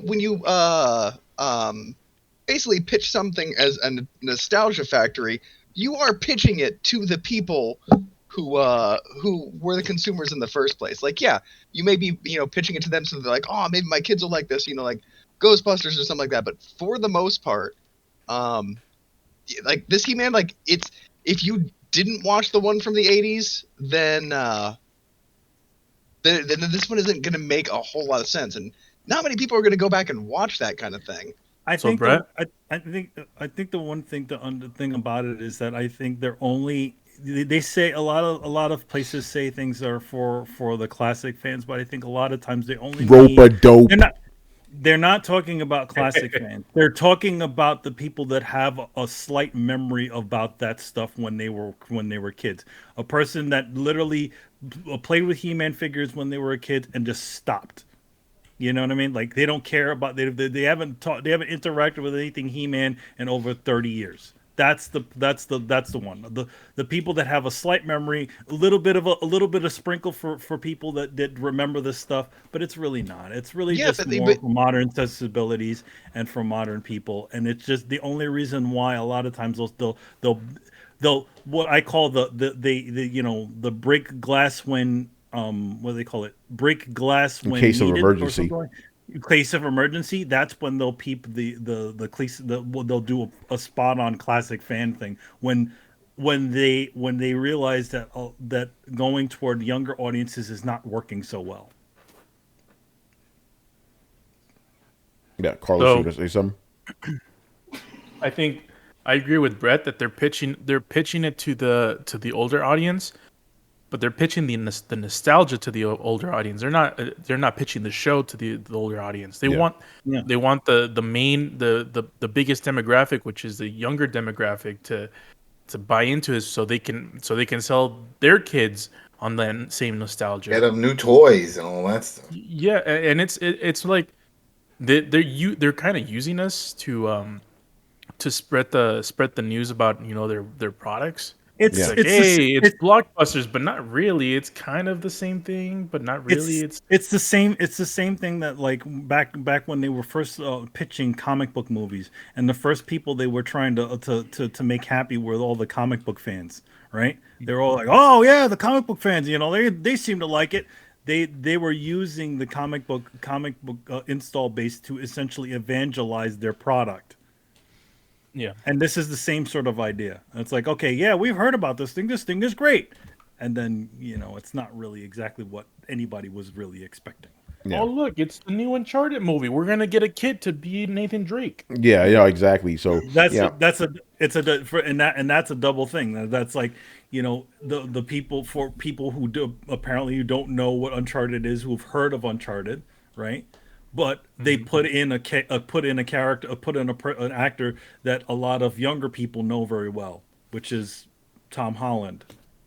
I'm pretty sure that Tom Holland to teenagers and young adults looks like more like Nathan Drake than to us. Yeah, right. Like the video game version of Nathan Drake. Yeah, I would think so. I mean, maybe not that. I think maybe just so that I'd say my only issue with it is that they both look like they could be Nathan Drake now. It's like, well, to us, I'm pretty sure that Marky Mark looks like a freaking geezer to all these kids. You know, man, I'm like, man, that guy is still looking good, man. He don't look old enough to be Sully. Shit, right there, what you said, Marky Mark. I'm like, who's Marky Mark? Yeah, they don't know that. They were as Mark Wahlberg, you know. Exactly. Mark Wahlberg, yeah. Yeah. But yeah, maybe they'll know him from Ted. You know, maybe that'll trigger. Yeah, that'll probably like, oh, the guy from movie. Ted. Yeah. Mm-hmm. That's a rated R movie. I just think I think in general, it's just with popular culture, and it has always been proven that the younger audiences have always been the one that a lot of these industries have gone to. Anybody heard about the 10-year cycle or 7-year cycle for animation when they constantly keep rebooting everything, or the 10-year cycle when it comes to comic books where they totally reboot everything again? I mean, what did DC do recently? They literally soft rebooted everything again with what was it, Infinite, whatever with Future Slate, right? No, not Future Slate. Infinite. I know what you're talking about. Infinite something, Infinite Crisis or whatever it's called. Yeah, literally, it was a reboot from 10 years ago, which Infinite was, Frontier. That's what it was. Yeah, Infinite Frontier, and the first one before that was called, I can't remember, whatever. Well, where they rebooted Batman and Superman and all that, and they got rid of their underwear. New 52. That was 10 years ago, by the way. That was 10 years, and that's in fact the 10-year cycle that always happens. Because again, we're to say that, let's say the audiences that are supposedly reading it have already aged out of it, so you reboot everything back to the beginning again, so that there's no, oh hey, now there's a new number one. I got a like with the Turtles. I got a quick. This is gonna be quick. I got a phrase. I got a quote that's gonna summarize exactly what we're saying. Oh. What? Don't people have phones? Man. Well, that's that. See, and that right there. That's them trying. They're obviously trying to go toward the younger audiences, people, or what do they call it?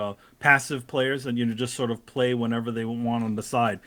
The thing is that they're not advertising when you're at it. They obviously underestimated the arena that they were in, which is the arena of the hardcore and the all that stuff. You're not going to sell those guys on a fucking stupid mobile game. Mm-hmm. And anybody in marketing, anybody paying attention to marketing would have known that. No, you don't show those guys the mobile game. You put that mobile game bullshit on a sizzle reel somewhere, and then just announce it there and just throw it on the Apple Store. That's the way you do that, because otherwise those guys are not gonna like it. Yeah, Adam, go ahead. Yeah, it reminds you of like the whole Turtles situation, like with the series that you worked on, and then the one after that felt like it was for our generation. But then when they did this other one where they changed all the turtle designs, one it's a big guy and different, they're all different types of turtles. So like, now you just cut us off. Now you're like, all right, we want to go in a different direction. We're gonna go after a different market, different audience. I mean, scrap the other shit. In general, at least the show that I worked on, we were going toward the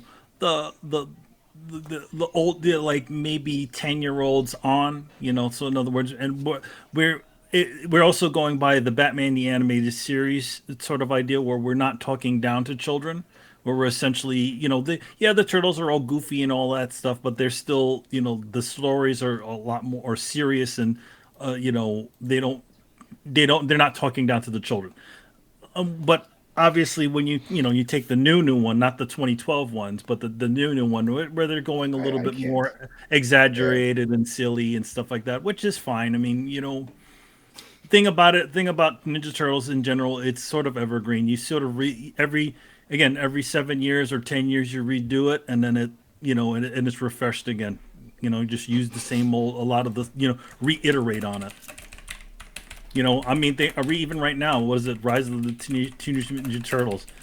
They're already talking about a new iteration already coming up. So we got 2 turtle movies. We got one based off of that one that's coming to Netflix, and then we got one that's based off of the ones that we know, the ones that you were part of, or even the movie or something, like not the big dudes, but smaller, like the original movie.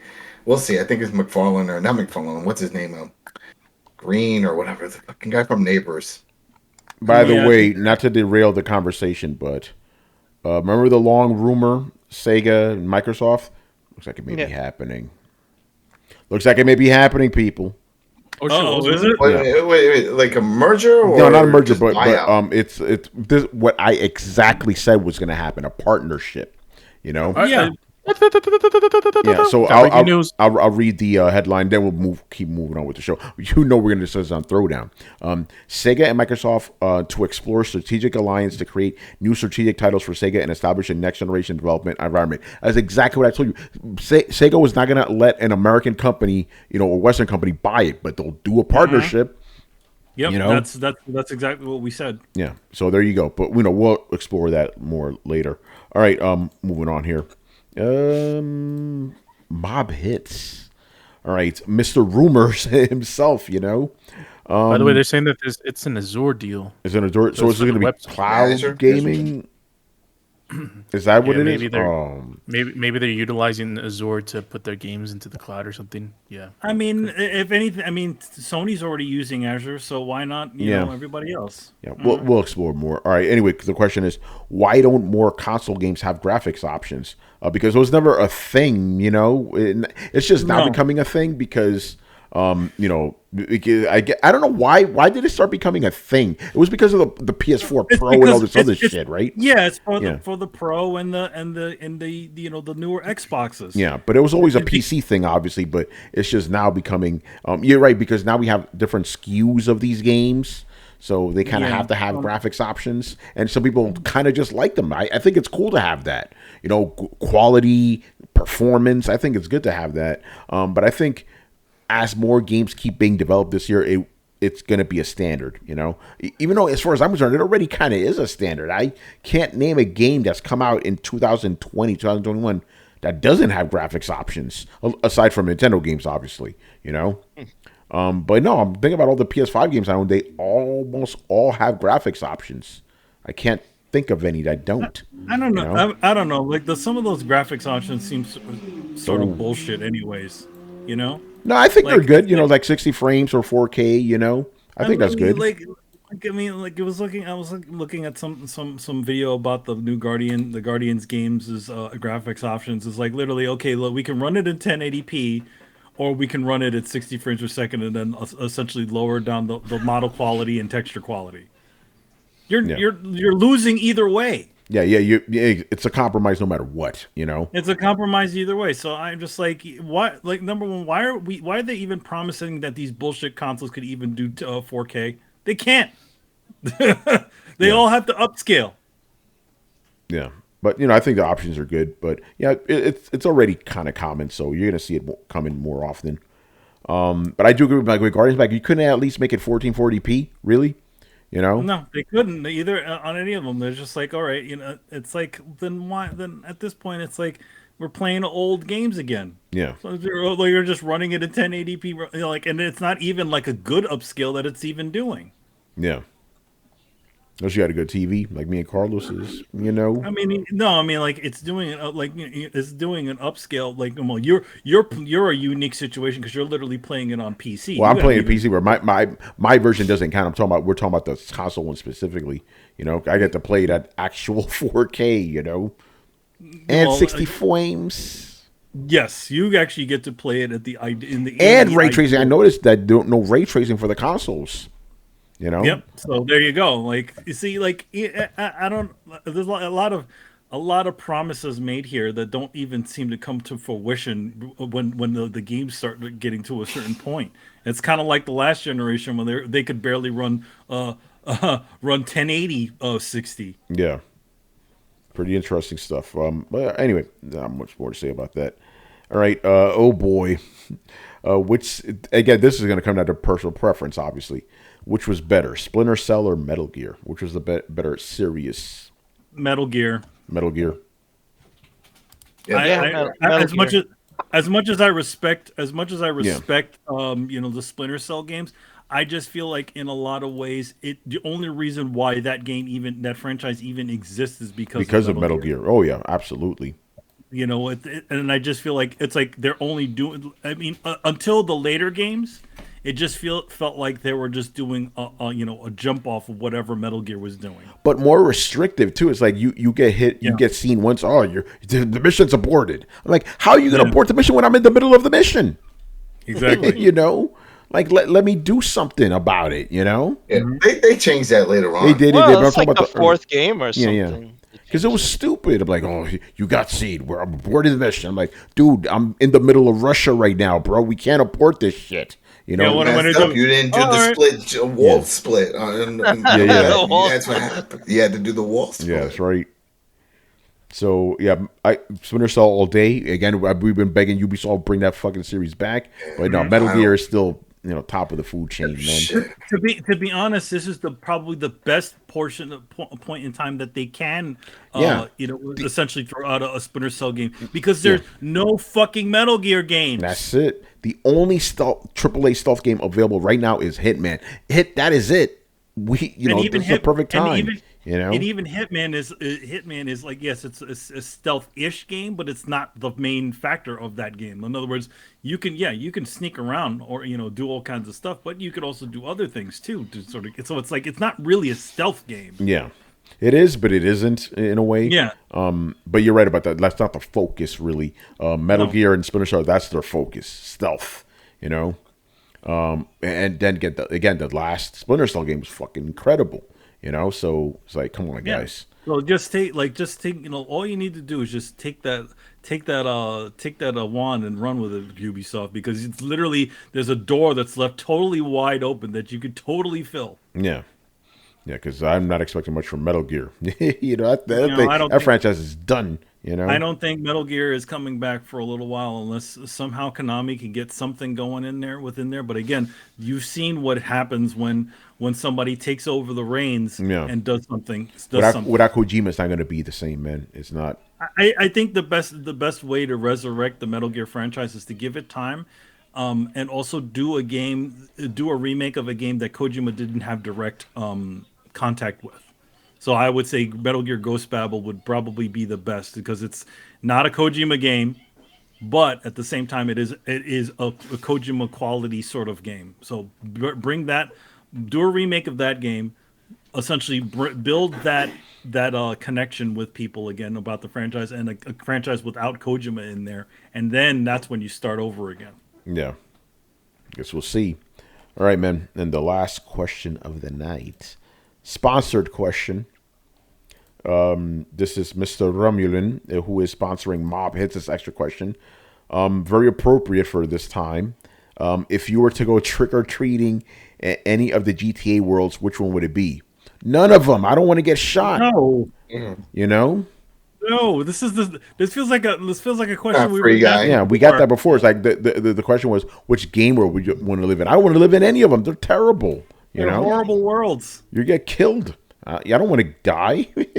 So well, maybe not an action game or any of that stuff, because think about all the horrible things that happen in the world around these people. Yeah. Maybe if you were even the world of Flower, as benign as that world is, it's a post-apocalyptic game. Yeah. Like, no, I'm good. So yeah, I don't want to trick or treat in no GTA game. So I'm gonna get shot, or blown up by a rocket launcher or something. Someone's gonna bring their DeLorean and something crazy shit. Fighter jets. Like, no, I'm good. All right, I think that's it. Okay, so so we're definitely gonna keep on top of that. It's, by the way, it's Sega and Microsoft, not Sega and Xbox. Also important to note.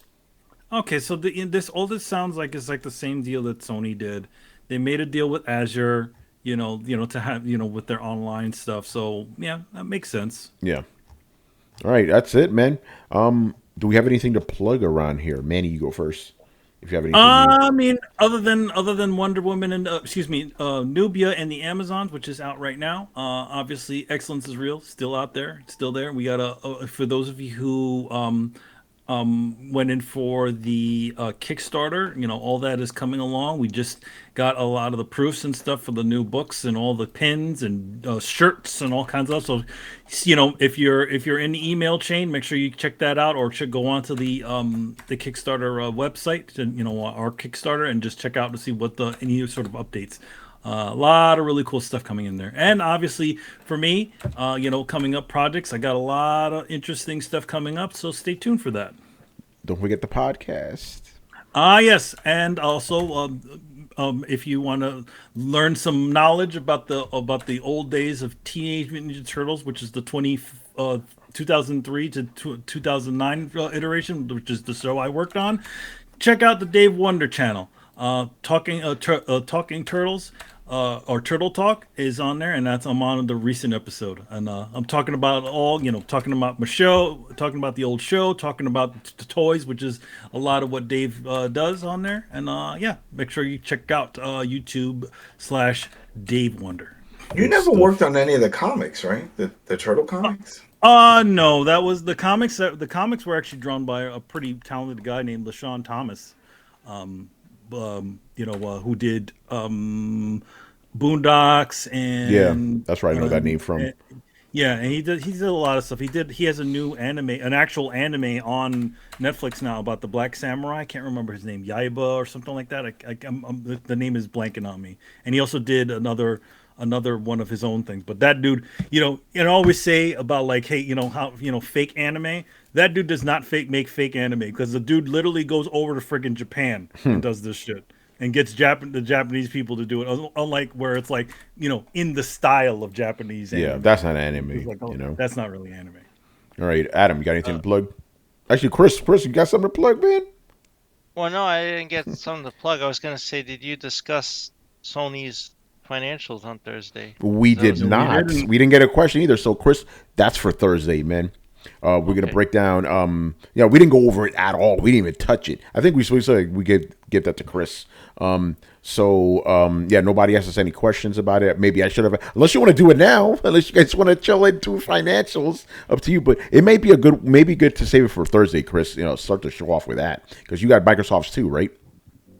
Yeah, actually, I barely have anything to say about Microsoft. I'll just say this. Yeah. They said there was basically no change in revenue from Xbox. Damn. Like, overall, they had revenue from, of all things, LinkedIn. They had this boon from LinkedIn. I don't know what kind of marketing stuff they're running through LinkedIn, but they said they had a 59% boost in revenue from LinkedIn and Office and all this stuff. Surface was falling. I think it fell 19%. But Xbox, the net change was 0. Damn. So there's really nothing to talk about there. But PlayStation. Actually, you know what? Let's take this up to a vote. Do you guys want to hear the financial or not? Because I'm down with it. If you guys in the chat are, and if you guys in the group chat are in the panel, I'm fucking down with it. Chris, if you're ready for it, Yeah, I'm just trying to load my. Yeah, people are already screaming. Yes. All right. We're keeping it going. We're taking back our no plugs. Right, we are doing financials, Sony financials. All right, let's do this, man. So break it down. Hey, wait. Let's profess this. Hey, Chris, what do you think about the Sony financials? Question by E-Man. Yes. All right. Well, so this quarter actually, Sony has done rather well, and looking year over year from Q2 2020 to this quarter, PlayStation is taking back up the majority of Sony's total revenue, accounting for 26.6%, as opposed to 23.5% last year. They've had a boost in both the PlayStation and their electronic products and solutions. I'm not sure exactly what to attribute the electronic products and solutions boon from. I don't know if they have more TV sales or something, but that got a boost. Sony Pictures is doing better than last year. Obviously, of Rona last year, a lot of things got delayed. People weren't going to the theater, all that stuff. So they lost revenue last year. This year it's picked up. Music has picked up. Everything for Sony has picked up except their financial services, again, that's Japan only, so I don't know anything about that. And their imaging has declined. Everything else has boosted. So let me look at the. I'll just show you real fast the PDF. And everybody, forgive me. I've been having PC problems, so it's issues. So they said their sales. They saw a significant increase. This is company wide. Significant increase in game and network services as PlayStation, Sony Pictures, and Sony Music segment sales, and an increase in electronic products and services segment sales. They said they had a significant decrease in game and network services segment operating income. So with that, the operating income is basically taking your gross income, your net sales, and all your gross profit, and subtracting all your expenses. So I'm thinking that because they're manufacturing PlayStations at a loss, and they're not seeing a lot of residual income coming from software sales because of all the scalpers and stuff, they actually have lost net income on each system. So that accounts for why their operating income has dropped on that. But the sales were up. Let me go back. I can't find the slide because my thumbnails aren't loading. I just have to click around. Okay, here we go. So this is specifically about PlayStation. They said year on year they had an increase in sales of hardware, accounting for PlayStation 5 specifically. Impact of foreign exchange rates. I guess the yen has gained over the dollar, so that helps them. Increase in sales of non-first party titles, including add-on content. So they're seeing a boost in software sales, but not from first party titles. These are third party titles. Yeah, so that's pretty interesting. Yeah. But next year that'll probably change. I'll say that for this year they're seeing first party title sales are weakened, but I'd say they have really next gen pretty much starts next year for everyone, and so that'll change. So here's the operating income stuff I was talking about. They saw a decrease. And it's a decrease in unit sales of PlayStation 4 hardware and peripheral devices. Obviously, people are trying to buy PS5s now, so PS4 sales are dropping. And loss resulting from strategic price points of PlayStation 5 hardware that was set lower than manufacturing costs. And that's what I meant. They're manufacturing systems at a loss. And here's the thing: like, you do that, but you do that in as a long game, in that people are going to invest in the software, right? They're going to sign up for PSN, PS Plus, PS Now. You're hoping they'll get in on all these things and buy your games, right? Well, not if scalpers are buying thousands and thousands of systems and sitting on them. So this is where they're losing out on sales per system, right? So you have a purchase of an initial system which you're taking a loss on, and that system is now sitting waiting for somebody to flip it, and it's not making money for them. So that's the problem, and that's where this is coming from. And there's a decrease in sales of first-party titles. Mentioned that was from earlier. And it says increase in selling, general, and administrative expenses. Now, I don't know if they're marketing, if they up their marketing, so their marketing budget increased. So basically, just getting these out, and then they said administrative expenses. That could mean many things. That went up, but the sales were still much stronger year over year. It's a 27% increase over this time last year, which is pretty huge. Yeah. I can't switch tabs easily here. So I'll go back to my little pie chart here. And you can see, so I converted the yen to dollars. So PlayStation last quarter made about 4.44 billion in sales. It's up to 5.66 billion this year, and that's the 27.48% increase over last year. And overall, music had an increase. Sony Pictures had a significant increase. I can probably say that's due to theaters opening back up, people going out, their productions actually being released. They don't have delays now. Stuff is getting out there, so they're seeing a boost in revenue on Sony Pictures. And they had a slight boost in electronic products and solutions.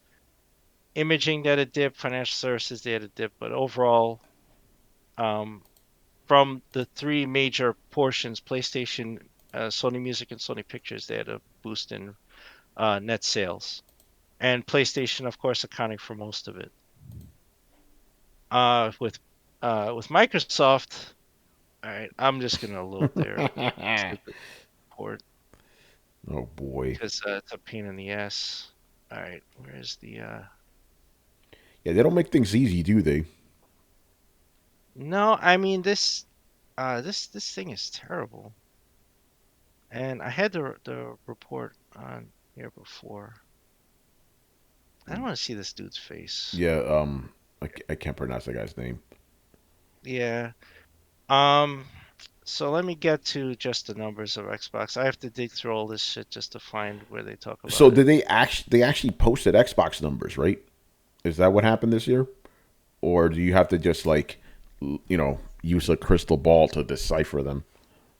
Well, I'd have to decipher them, and honestly, I didn't take the time. Yeah, don't worry about that. Only, so I'd only say that in this report, on the summary report, which I don't know, I lost it. I had it open before, but my machine crashed and I lost it. So they had said that from uh Q1 last year to Q1 this year that there was basically a 2% increase in revenue from Xbox. But because of inflation, that really amounted to zero. So there was no net change in Xbox revenue. Even though there was a slight increase, because of inflation, it didn't really make a difference. Wow. And their biggest earners was actually LinkedIn and Office and their enterprise solutions. And the only, I think, losing part of Microsoft was the Surface. So the Surface had a drop of 17%, and then they were adjusting for inflation, so it was actually 19% year over year. So that was the only significant downturn. But on overall revenue generation, they were doing gangbusters. Nice. And that's like all the details I have of this report is terrible. Yeah. I think. Yeah. Look at that. That's a mess. And not compared to Sony's, it was all nice.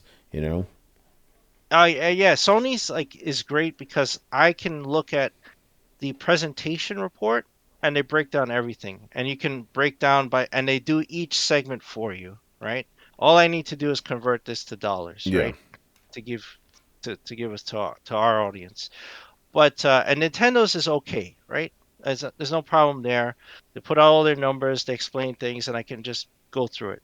Microsoft is always a pain, which is why I never make anything like this for them. I never do a breakdown. I never make a spreadsheet or pie chart because I cannot find a breakdown of each segment from them. Man.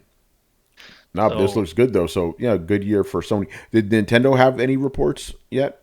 I don't think so. Yeah. Well, if they do, keep an eye out because if these guys have theirs, pretty sure Nintendo's will be coming soon as well. I'll let you know, but then I would look at that for Thursday. Yeah, for sure. No, but this is awesome. So yeah, overall thoughts, Chris, and the rest of you guys on Sony's financials. I say PlayStation is looking pretty strong. It's seeing an increase in growth and revenue. I would just say I don't know what's happening internally that their operating income is dropping, other than their marketing budgets are either blowing up and they need to figure that out, or they have some kind of administrative snafu because it dropped a lot for what they've been doing, and I didn't understand that. The report didn't really detail it. Yeah. So I just say they have to figure that out because you don't want to burn your sales on like mismanagement, right? That's the main thing. And then, but they're going to see. I will predict they're going to see an increase in sales of first party titles come next year, and that's going to boost their overall sales. So the only thing they have to worry about in the PlayStation segment is like I don't know, fix your operating expenses problem because there's an issue there. I don't know what it is, but there is a problem with the outflow. And I think it might be marketing. Yeah. One subset says, but Sony makes movies. You'd think that'd be a huge game changer. It isn't, though. PlayStation Yeah, is where they make their money. Yeah, you can see so this is the current pie chart. Let me see if I can highlight it. So this is this quarter's breakdown, right? Sony Pictures is only accounting for less than 11% of the total company revenue. All right, like I said, PlayStation is at 26.6%, so almost 27%. I guarantee that's going to go up next year before the fiscal year ends. Yeah. Right. So they're over one quarter of the company's revenue is from PlayStation. Right. Music and pictures put together don't add up to it. Yeah. They're saying that they're expecting. Logic Win says he's expecting a huge boost when Spider-Man No Way Home drops. It's still not going to make him overtake PlayStation though. Yeah. It's not going to happen. PlayStation's the big money maker, man. The movie stuff is just pretty much a side hustle at this point. Oh, yeah, we got a question for you too, Chris. Question for Chris. Do you see Sony potentially selling off any of these divisions? They already have been. They have been. Yeah. But of the current ones. Of the current ones, let's see. Well, here's the thing. I've as long as we've been talking about financials, and I look at Sony, the imaging segment has always been suffering. So honestly, and they always are making advancements. There's always they were the first with mirrorless 4x3 cameras and all this shit. So they're always innovating, but they're always lag behind Canon and Nikon and everybody else, right? So I don't know why they hold on to it, but they have held on to it. Like Sony bought Konica Minolta and all that stuff, and they formed their own cameras. But honestly, it's kind of the laggy part of it, you know? I mean, even their financial services, which by the way is just an Asian thing, it's just in Japan. They don't offer that here. That makes more revenue than the imaging. That's wild. So if any segment would go, I mean, it would probably be that. Like I would see them phase out stuff. Like remember they used to make Sony Vios, and the Ericsson phones and all that stuff, and those generally went away. Like they phase out stuff.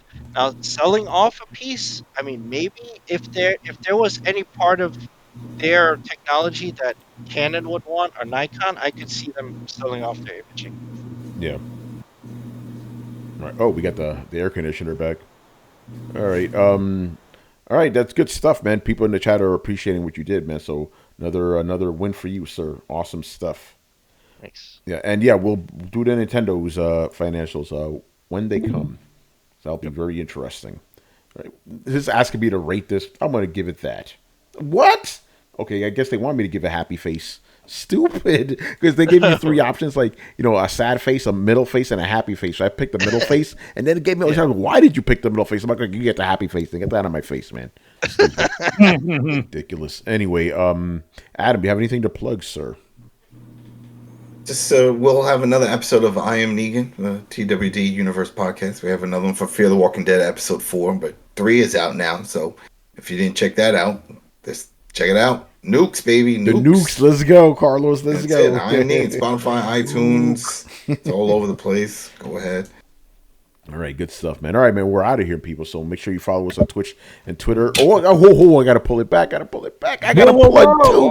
Whoa. So I'm going to be on the Thursday episode of Gamer Tag Radio with Danny Pena. And that was pretty much a Seinfeld episode. We just talked about a bunch of random shit.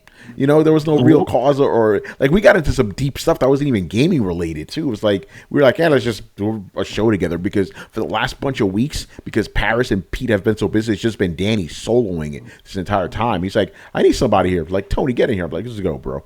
Manny, I did that literally after Doom. When I got home, I did that.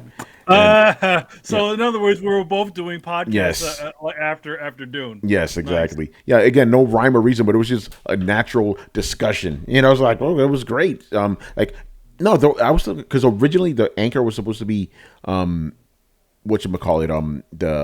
RTX on GeForce Now, right? But that came later. We just talked about some other stuff. What we've been doing in our careers, all this other stuff, and then just giving some advice to up-and-coming content creators all over the place. So it was a good conversation. So yeah, that goes up on Thursday, you know. And right now, I believe on Gamertag, he had a conversation with his brother, just talking about games, it's so that's always fun stuff. So anyway, Throwdown, follow us on Twitch and Twitter. You already know. Discord, where Mob Hits is always dropping the rumors, and you could also find Throwdown on any podcast app by searching for Throwdown Show. That's 2 words, Throwdown Show, and you could listen to past episodes on throwdownshow.com. And if you're watching us on YouTube and you enjoy the content, make sure you hit like, subscribe, and hit the bell to be notified of when Throwdown episodes and Throwdown clips go up. And yeah, that's it, people. So make sure you check out all the links below to see where all the good stuff is, man. Once again, our show is Tony Polanco, and tonight was joined by Emilio Lopez. See you later, guys. Chris Seeley. Hey, take care, everyone. Carlos Romero. Peace out. Adam Vale. Have a good week, everybody. Brett Murdoch. Deuces. And Brian Majoma.